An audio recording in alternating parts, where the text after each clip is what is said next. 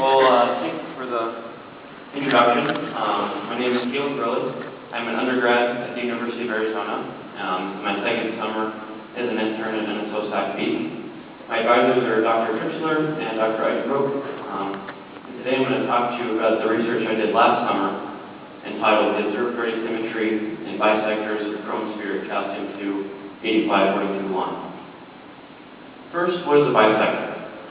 If you take any given Absorption profile, let's say a 70-90 iron 1 atlas profile, then the bisector is the midpoint between any two equal intensity points on the profile. I can show many bisectors for different intensities here, and then the line connecting those midpoints I'm going to refer to as the bisector shape. Now for the photosphere, there's a well-known blue asymmetry that's observed in most photospheric lines.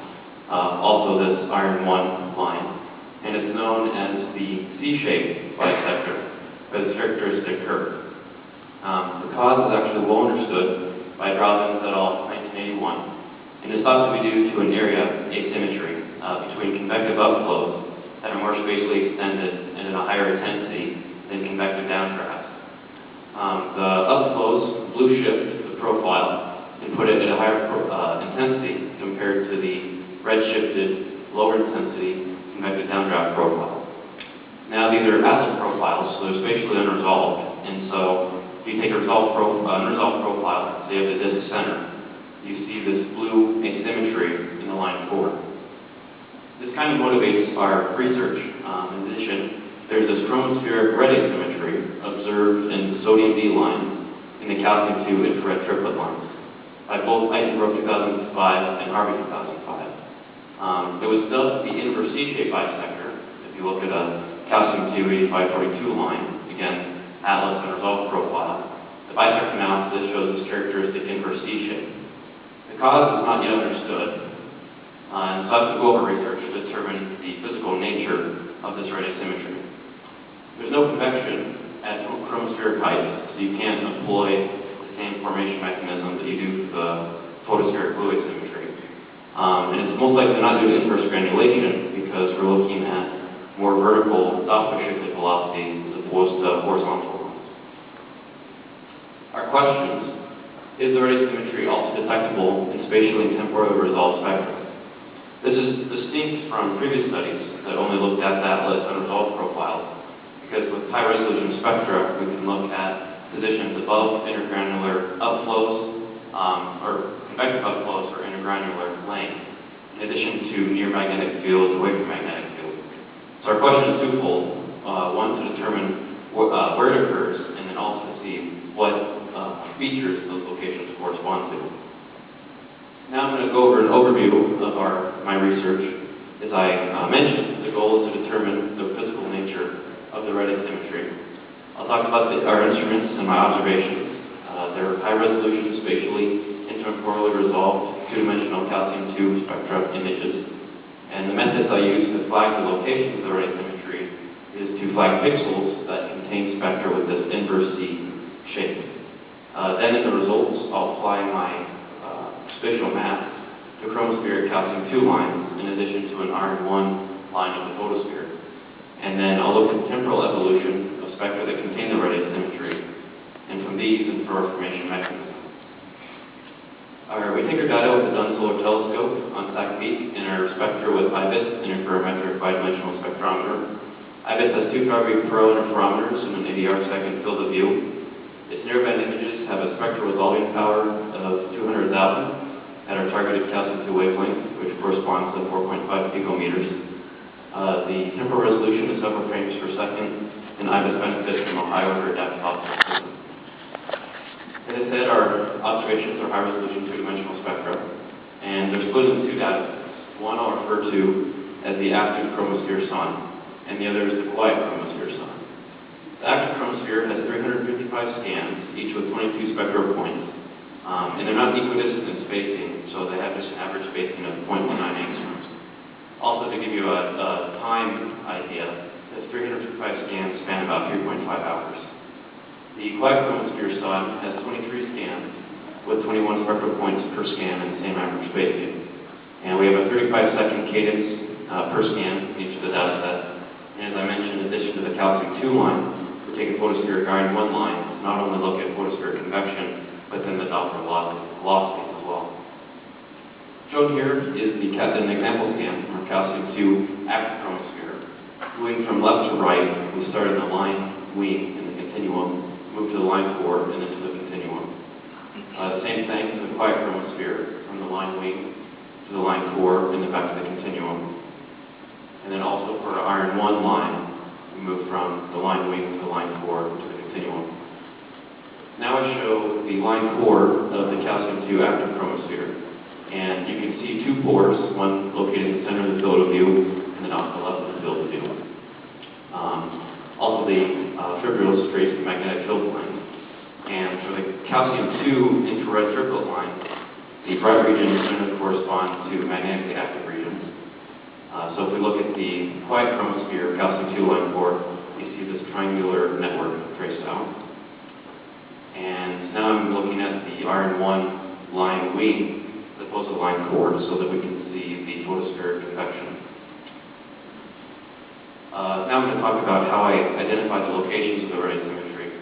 And so I find the bisector shape at the spatially resolved positions in our two-dimensional spectra, and then average these bisector shapes together for the active chromosphere on the left and the quiet chromosphere on the right. And as expected, we see the inverse C shape in both. And then these curves become the filter shapes that I look for in my masking. My first attempt was quick mask. It specifies an ideal inverse C shape, shown here. I specify that the first and last 6 points on this curve match the bisector shapes.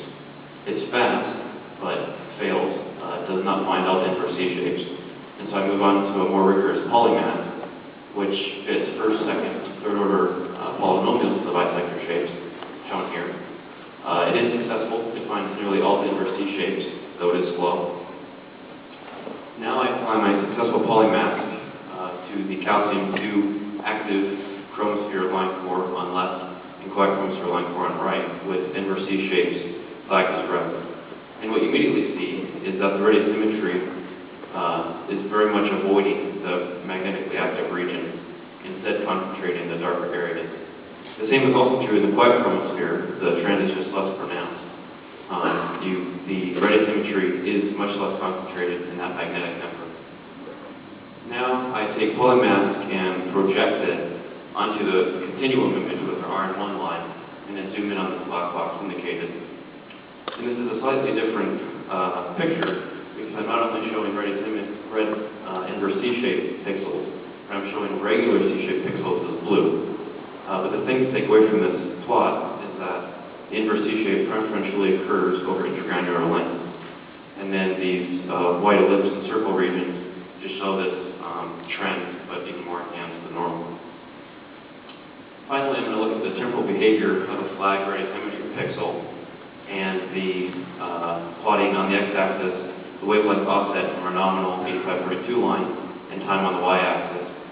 The horizontal yellow line corresponds to the time position that our calcium, our chromospheric scan, takes place at. And then I look 15 minutes after this and 15 minutes before this to look at the trend.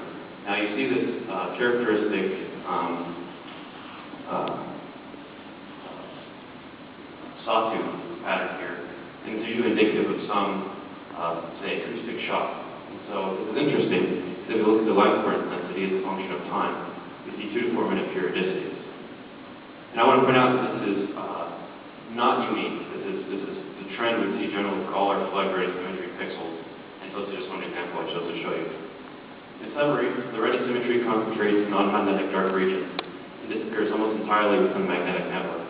This seems to suggest some chromospheric event, or an acoustic event, because we would expect the chromospheric magnetic field to prevent acoustic waves from developing into shocks. Also, in the photospheric spectral images, we see the red asymmetry to preferentially occur over intergranular lanes.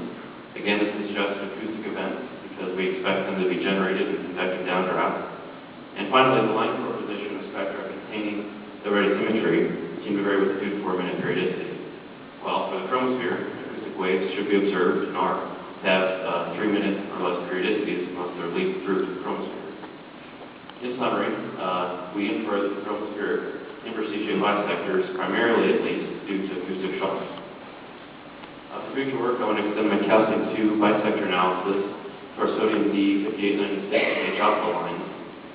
In addition, I want to use spectral polarity data to more accurately determine the locations of chromospheric magnetic activity to indeed confirm whether the anti-correlating trend of the red asymmetry with regions of magnetic activity is actually true. And I will end with acknowledgments and look forward to questions.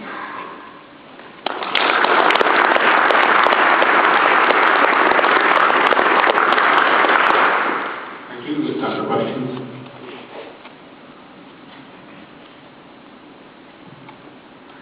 Question, would you be able to use these shock, if it is actually acoustic shocks, would you be able to use that to measure the heat in the chromosphere or determine where how much power was going into the chromosphere? The extent of my research wouldn't really go to calculate something like that. I mean, obviously that is always a goal when you see something like this. Right now, I think that we're just trying to nail down that it is in fact an acoustic shock from a couple different methods. I mean, that would be probably a different paper, I guess, or a different, slightly different project I could apply the energy transport, I guess, in that case. Okay. Any more questions? Okay, thank you very much.